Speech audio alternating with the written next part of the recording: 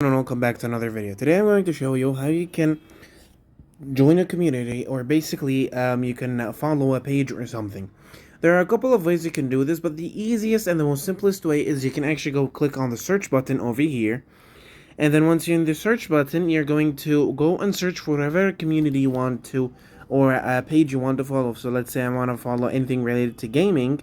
I'm going to search for gaming, and once I search for the gaming, and I can find a lot of people or a lot of communities basically that I can follow. Something like Prime Gaming, Crosshair, Twitter X Gaming, or this channel, for example. So I'm going to click on it to follow. So now I am in the community. Any tweets, any media that has been posted, I am going to see it on my For You page.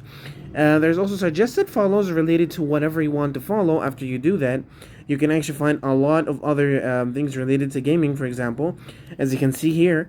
Yes, so that basically how you can join or follow or be a part of a community. So thank you so much, guys, for watching. Don't forget to like and subscribe, and I'll see you later.